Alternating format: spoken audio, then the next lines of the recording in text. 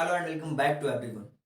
Money management की इस learning में आप सभी लोगों का स्वागत है। और आज हम डिस्कस करेंगे कि रामायण से वो कौन से मैनेजमेंट के लेसन हैं जिनको आप सीख सकते हो। तो चलिए बात करते हैं, समझने की कोशिश करते हैं। क्योंकि मैनेजमेंट का सीधा कनेक्शन पैसे से होता है, मनी से होता है। क्योंकि जब कोई कंपनी का मैनेजमेंट अच्छा होता है ना, तो कंपनी परफॉर्म बहुत अच्छे से करती है। जब कंपनी परफॉर्म्स अच्छे से करेगी तो उसके फाइनेंसेस अच्छे होंगे। फाइनेंसेस अच्छे होने का मतलब उस कंपनी के अंदर पैसा आएगा। तो चलिए सीखते हैं एक एक मैनेजमेंट के लेशंस। पहला लेशन आप सीख सकते हो कमिटमेंट। और कमिटमेंट किस तरीके से, जिस तरीके से भगवान राम ने अपने पिताजी के वचनों का पालन किया। जब माता कैकेयी ने ये कहा राजा दशरथ से कि 14 वर्ष का वनवास चाहिए, तो क्या किया भगवान राम ने? अपने पिताजी के कमिटमेंट का पालन किया। ठीक उसी तरीके से अगर आप चाहते हैं कि आपकी कंपनी ग्रो करे, आपका बिजनेस ग्रो करे, तो कंपनी के अंदर जो काम करने वाले एम्प्लॉय हैं, उनकी प्रॉब्लम को उसी कमिटमेंट के साथ सुनिए। और उनकी जो सुझाव है, जो सजेशंस हैं, उनको इम्प्लीमेंट भी करिए। और इस तरीके से आप कमिटमेंट को पूरा करके कंपनी के अंदर बहुत सारा बदलाव ला सकते हो। आगे चलते हैं, दूसरी चीज के बारे में बात करते हैं, लीडरशिप स्किल्स। यानी कि जब माता सीता जी को रावण हरण करके ले गया था लंका में, तो वहां पे वानरों की सेना को इकट्ठा करना, उनको प्रॉपर ट्रेनिंग देना, उनको उस तरीके से मोटिवेट करना ताकि वो उनका सामना कर पाए। इसी तरीके से कंपनी के अंदर भी आपको इस तरीके की ट्रेनिंग्स रखनी होगी। इस तरीके की लीडरशिप स्किल्स डेवलप करना होगा कि जो भी कंपनी के अंदर प्रॉब्लम्स आ रही हैं, उन प्रॉब्लम्स को समझ करके उन पे काम करके बहुत अच्छी तरीके से चीज़ों को डिलीवर कर पाए। और ये सिर्फ और सिर्फ आ सकती है लीडरशिप स्किल से। अब हम बात करते हैं कि किस तरीके से डेलीगेशन को सौंपा जाता है, जिम्मेदारियां कैसे सौंपी जाती है। और आपको भी पता है कि जब इनको ये पता करना था भगवान राम जी को कि लंका कहाँ पे है, तो इसकी जिम्मेदारी, इसकी रिस्पॉन्सिबिलिटी भगवान हनुमान जी ने ली थी। और उन्होंने इस जिम्मेदारी के साथ पता लगाया कि वो चीज़ कहाँ पे है, लंका कहाँ पे है, माता सीता जी कहाँ पे हैं। और इंजीनियरिंग में अगर आप देखो रिस्पॉन्सिबिलिटी किस तरीके से, जब वो पुल बिल्डअप होता है, वहाँ पे नल और नील का एक अपना ही रोल है।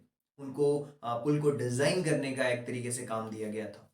और कहीं ना कहीं आज भी आप कह सकते हो, आज भी उस पुल के अंदर रेडियो धर्मी जो चीजें हैं, जिसे लाखों वर्षों तक बिजली पैदा की जा सकती है, आज भी प्रेजेंट में वो चीज है। ऐसे तत्व मौजूद हैं। बल्कि वो पुल अब काफी नीचे चली गई है, लेकिन आज भी वो तत्व मौजूद है जिससे आप बहुत सारा लाखों वर्षों तक बिजली पैदा कर सकते हो। और ये डेलीगेशन की रिस्पॉन्सिबिलिटी सीखने को मिलती है हमें कि अगर आपको लगता है कि ये पर्सन परफेक्ट है इस काम को करने के लिए, आप उस काम को उसको डेलीगेट कर दो, अगर वो अपनी कंप्लीट रिस्पॉन्सिबिलिटी लेता है तो। इस तरीके से कंपनी के अंदर चीजें आगे बढ़ सकती हैं। टीम वर्क आपको देखने को मिलता है जब वो डेवलपमेंट का काम चल रहा होता है। राम सेतु बनाना कोई आसान काम नहीं था। इसके लिए पूरी पावर, पूरी जो टीम है वो लगनी थी। इसके अलावा इसमें सुग्रीव, जामवंत, भगवान हनुमान, नल, नील, वानरों की वो सेना, उन सब का योगदान था। इवन की एक छोटी सी गिलहरी का भी योगदान था। और इस तरीके से माना जाता है इसे कि ये दुनिया का पहला पुल है। यहाँ पे टीम वर्क हमें देखने को मिलता है जब आपकी कंपनी के अंदर, आपके बिजनेसेस के अंदर, आपके एम्प्लॉय, वो मैनेजमेंट, आपकी मार्केटिंग की टीम, आपकी सेल्स की टीम एक प्रॉपर कोऑर्डिनेशन में काम करती है, एक प्रॉपर टीम वर्क में काम करती है, तो आपका काम बहुत शानदार होता है। और इस तरीके से यहाँ पे एक टीम वर्क दिखती है। अब दूसरी चीज आती है एथिक्स। एथिक्स का मतलब होता है आपकी नैतिकता। और पूरी की पूरी संपूर्ण रामायण के अंदर एथिक्स के जीते जागते प्रमाण भगवान श्री राम ही है। क्योंकि राम की अनुपस्थिति में रावण ने छल से माता सीता जी का अपहरण कर लिया था। और भगवान राम ने अपने एथिक्स के बेसिस पे ही बार बार अनुरोध किया, हमेशा नैतिक कदम उठाए कि आप आराम से माता सीता जी को वापस कर दो। और चेतावनी बार बार दी, बार बार चेतावनी भेजी, और उनको कहा कि आप सही मार्ग के रास्ते पर आ जाओ। क्यों? वो अपने एथिक्स का पालन करते थे, अपने नैतिक धर्मों का पालन करते थे। ऐसे ही कंपनी के अंदर कुछ इंटीग्रिटी, कुछ एथिक्स होती हैं। हर एक एम्प्लॉई अगर उस एथिक्स को फॉलो करेगा, एथिक्स के बेसिस पे अगर कोई कंपनी चलती है तो लंबे समय तक वो चलती है। एथिक्स में क्या हो सकते हैं? कस्टमर्स की प्रॉब्लम को सॉल्व करना, जो अच्छी सजेशंस हैं उनको लागू करना, ये सारी चीजें इंपॉर्टेंट हैं। और अब हम बात करते हैं कि एथिक्स के अलावा एक और चीज आप सीख सकते हो, टाइम मैनेजमेंट। और टाइम मैनेजमेंट का जीता जागता रामायण के अंदर प्रमाण अगर आप देखने को मिलेगा कि भगवान राम और भरत, ये आप कह सकते हो कि सौतेले भाई थे, लेकिन एक दूसरे से बहुत ज्यादा ही उनको लगाव था, प्रेम था। और राम को शत्रुघ्न जी से भी लगाव था, भरत से भी लगाव था, लक्ष्मण जी से भी लगाव था। और भरत से लगाव था जो कि उनके सबसे लगाव था उनको। और ये बिल्कुल कहते हैं ना कि इस तरीके से टाइमिंग की वजह से, टाइम मैनेजमेंट की वजह से उन सभी घटनाओं को बहुत अच्छी तरीके से कंप्लीट कह सकते हो कि प्लानिंग करके, और एक अच्छी तरीके से टाइम को मैनेज करके सारी चीज़ों को उन्होंने मैनेज किया। और इससे हमें सीखना चाहिए कि कोई भी अगर आप रिस्क लेने जा रहे हो, रिस्क लेने जा रहे हो, अगर किसी को डेलीगेशन दिया जाता है, कोई भी आप रिस्क लेने जा रहे हो, चाहे वो एम्प्लॉय, चाहे वो प्रोडक्ट की बात करें, चाहे वो सर्विसेज को अगर खोने की बात हो रही, तो एकदम बिल्कुल उस जोखिम से बचने के लिए आपको क्या करना होगा? टाइमिंग और डिलीवरी की इंपॉर्टेंस को समझना होगा। और यही चीज़ डिलीवर किया 14 वर्ष तक चरण पादुका को रख करके भरत जी ने, और सही समय पर सारी चीज़ें वो कर पाए, सारी चीज़ों को संभाल पाए। तो टाइमिंग का बिजनेस के अंदर, कंपनीज के अंदर बहुत बड़ा रोल होता है। आप खुद सोचो कि अगर कोई एम्प्लॉय डेली केवल अगर वो 5 से 6 मिनट लेट होता है, तो पूरे ईयर के अंदर अगर वो मान लीजिए कि वो 100 डेज काम करता है, तो वो कितने मिनट्स लेट हो रहा है पता है? अगर डेली वो 6 मिनट लेट होता है, और इसी तरीके से अगर उसने 100 दिन तक ऐसा किया है, तो आप ये सीधे सीधे कह सकते हो कि 600 मिनट्स उसने वेस्ट करे। यानी कि अगर घंटों में काउंट करोगे तो 6 घंटे, अगर घंटों में काउंट करोगे तो 6 घंटे होते हैं। और आपको पता है आप 6 डेज का कितना पे करती है आपकी कंपनी, या आपको पता होगा? तो टाइम मैनेजमेंट का हर जगह पे एक अपना रोल होता है, एक एक मिनट की कीमत होती है। चलिए हम बात करते हैं डिसीजन मेकिंग की। डिसीजन मेकिंग का मतलब होता है निर्णय लेना, सही समय पर सही निर्णय लेना। अब क्या होता है, एक एक बार क्या होता है कि रावण का जो पुत्र होता है मेघनाथ, तो वो युद्ध के दौरान लक्ष्मण जी को बेशुद्ध कर देता है, बेहोश हो जाते हैं वो, और संजीवनी लानी होती है। वहां पे उस जिम्मेदारी को, डिसीजन मेकिंग की क्षमता देखिए, उस जिम्मेदारी को कौन पूरा करता है? हनुमान जी पूरा करते हैं, क्योंकि उन्होंने बहुत बेहतर तरीके से डिसीजन मेकिंग का यूज किया। और वो पूरा क्या हुआ कि पूरा पर्वत को ही उठा लाए, जब उनको समझ नहीं आया तो पूरा पर्वत उठा लाए। और वहां पे क्या किया उन्होंने? औषधि की पहचान नहीं कर पाने के कारण उन्होंने पूरा पर्वत को उठा लाया था। उनको पता था कि टाइम अगर डिले हुआ तो प्रॉब्लम हो सकती है। तो डिसीजन मेकिंग कंपनी के अंदर बहुत इंपॉर्टेंट पार्ट होता है। और बल्कि आपको बिल्डअप करना चाहिए, इसके लिए ट्रेनिंग देना चाहिए कंपनी के अंदर डिसीजन मेकिंग के लिए, कि बेहतर डिसीजन इस कंडीशन में क्या हो सकता है। चाहे वो फायर से रिलेटेड हो, सेफ्टी से रिलेटेड हो, अगर आपकी कंपनी प्रोडक्शन से रिलेटेड, सर्विसेज में भी आप डिसीजन मेकिंग देख सकते हैं। अगर कोई सुझाव आया है तो डिसीजन लेकर के उस पर आप चीज़ों को कोऑर्डिनेशन के साथ में अच्छे तरीके, अब कोऑर्डिनेशन का सबसे अच्छा एग्जाम्पल नल और नील, प्रॉपर जो समन्वय है उसमें कोई उपकरण भी नहीं था। नल नील ने निर्देशन को कह सकते हो आपकी प्रस्तुत किया, और इसका परिणाम ये हुआ कि ये पुल बनकर तैयार हुआ। रामायण के अंदर आपने देखा होगा, और आज भी ये पुल है। साइंटिफिक रिसोर्सेज से ये पता चलता है कि आज भी वो है, उसके तथ्य मौजूद हैं।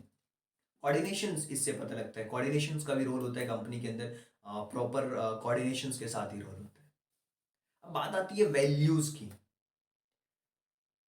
भगवान हनुमान चाहते तो बहुत चीज़ें वो करके और माता सीता जी को उठा करके ले आते, लेकिन उन्होंने वैल्यूज़ का मान रखा। उनसे जितना बोला गया था उतना ही किया उन्होंने। उनको पता लगाने के बस बोला गया था, उन्होंने केवल पता लगाया। वो सारी चीज़ें वैल्यूज़ पे ऊपर डिपेंड करती हैं। और आपको पता है कि वैल्यूज़ के लिए ही रामायण में युद्ध हुआ था, वैल्यूज़ के बेसिस पे। और आजकल क्या होता है ना कि कंपनी के अंदर अगर कोई कंपनी की वैल्यू के खिलाफ, मोरल वैल्यू के खिलाफ कोई जाता है, जीरो टॉलरेंस की नीति अपनानी चाहिए, तुरंत उसको आउट करना चाहिए कंपनी से। और इस तरीके से आप कह सकते हो कि अगर आप इस तरीके की कार्रवाई करोगे तो एक मैसेज दोगे अपने कंपनी, अपने एम्प्लॉय, अपने ऑफिस में जितने लोग बैठे हैं उन सभी को। और इस तरीके से आप वैल्यूज ले सकते हो रामायण से। ये सारी वैल्यूज हमें सीखने को मिलती हैं। रामायण से बहुत सारी चीज़ें सीखी जा सकती है। मिशन, उनका जो मिशन था कि हमें जो उद्देश्य था, इस उद्देश्य से को पूरा करना। जब पता चलता है भगवान राम को कि माता सीता जी लंका में हैं, तो वहाँ पहुँचने, उन्हें बचाने के लिए अपना उन्होंने एक मिशन, अपना टारगेट उन्होंने सेट कर लिया। वो एक राजा थे, चाहते तो उन भरत जी ने बोला उनसे कि आप हमारी सेना ले लो, और ये सारी चीज़ें उनको फैसिलिटी दी जा रही थी, लेकिन वो उन्होंने उस चीज़ को नहीं लिया और बिल्कुल जीरो से चीज़ों को स्टार्ट किया। जीरो से स्टार्ट करके एक कंप्लीट अपने मिशन को उन्होंने पूरा किया। इससे ये पता लगता है कि कंपनी के पास, अगर किसी भी इंसान के पास एक मिशन है, एक विजन है, उसको पाना चाहता है, तो जीरो से स्टार्ट करके भी उस चीज़ तक पहुंच सकता है। बस उसको लगातार वो चीज़ करनी होगी, लगातार उसी काम पे लगे रहना होगा। और कार्य को पूरा करवाना, मिशन को पूरा करवाना, ये मैनेजमेंट के हाथ में होता है। मैनेजमेंट को पता होना चाहिए कि आज का उसका टू डू लिस्ट के अंदर कौन सी चीज़ें हैं जिसको अर्जेंट बेसिस पे करना है, और इस तरीके से मिशन को पूरा करके एक सराहनीय काम किया। और दृढ़ संकल्प सीखने लायक है यहाँ से, क्योंकि हर एक कंपनी का है ना एक वक्तव्य होता है कि हमारी कंपनी का मिशन ये है, विजन ये है, और उसको पूरा भी करते हैं। आप मुझे कहोगे सर है ना, आप है ना बहुत सारी चीज़ें आप हमने बताई पूरी रामायण की जो अलग अलग पार्ट्स, स्टोरीज आपने बताई, कहाँ पे किस तरीके से क्या सीख सकता है, क्या सीख सकते हैं, आप पूरा इसको समराइज करिए और वेल डिफाइंड तरीके से बताइए हमें। तो मैं इसके लिए एक ही चीज़ कहूँगा, एपिक रामायण। एक एक वर्ड पे फोकस करिए और एक एक लर्निंग्स लेते जाइए। ई से आप सीख सकते हैं एथिकल लीडरशिप। एथिक्स पे चलते हुए जो लीडरशिप होती है वो एथिकल लीडरशिप कहलाती है। प्रोएक्टिव कमिटमेंट, कमिटमेंट तो करते हैं, प्रोएक्टिव उस पर काम कर जाना, कमिटमेंट किया और उस पर बिल्कुल लग जाना, that is a proactive commitment. I मतलब integrated team work, team work को पता होना चाहिए किसके क्या रोल्स हैं, किसके क्या गोल्स हैं। हर एक टीम मेंबर्स को ये चीज़ पता होनी चाहिए, that is integrated team work. Coordination होना चाहिए उस मिशन को पूरा करने के लिए, जिसको हम कहते हैं ईपीक। ईपीक के अंदर 4 वर्ड्स थे, हमने चारों वर्ड्स को समझा। अब बारी आती है आर, मतलब रिस्पॉन्सिबल डेलीगेशन। जो रिस्पॉन्सिबिलिटी लेता है उसको वो टास्क डेलीगेट करो। वैल्यूज पे हमेशा टिके रहना, धर्म के रास्ते पर रहना, that is adherence to the value. Masterful time management, मतलब टाइम मैनेजमेंट की कंप्लीट मास्टरी होना। अगर आप सीखना चाहते हैं तो यहां से सीख सकते हैं। Absolute decision making, decision making तुरंत लेना। अगर आपको लगता है कि ये चीज़ सही है तो तुरंत डिसीजन लेना, ये हमें सीखने को मिला। टीम के अंदर प्रॉपर मोटिवेशन से भरी हुई आपके पास में टीम होनी चाहिए। Team motivation, leading to the team motivation, that is Y. A for align with clear vision, एक क्लियर विजन के साथ चलना, एक क्लियर मिशन के साथ में चलना। और N, that is navigating through the challenges, जो भी चैलेंजेस आ रहे हैं उसके साथ में आगे बढ़ते जाना, चीज़ों को कंप्लीट करते जाना, आगे बढ़ते जाना, चीज़ों को कंप्लीट करते जाना। And E, that is achieving results ethically. कोई भी रिजल्ट्स आप पाना चाहते हो इथिकली चलिए। बहुत सारे लोग कहते हैं सर हमें यूट्यूब में ग्रो करना है, बहुत सारे लोग सब्सक्राइबर परचेस करते हैं। इथिकली ग्रो करिए ना, थोड़ा स्लो होंगे आप, लेकिन कहीं ना कहीं आप अच्छे कंटेंट, अच्छी चीज़ों को प्रमोट करके आगे बढ़िए। That is a ethically grow करना, achieving results ethically. So I hope कि सारी की सारी चीज़ें आप सभी लोगों को बहुत अच्छी तरीके से समझ आई होगी, और ये पूरे मैंने चीज़ों को समराइज कर दिया। So thank you so much and thanks. और सी, एक और वर्ड है, हाँ, एपिक का कंसर्न ये तो दूसरा वर्ड है। रामायण।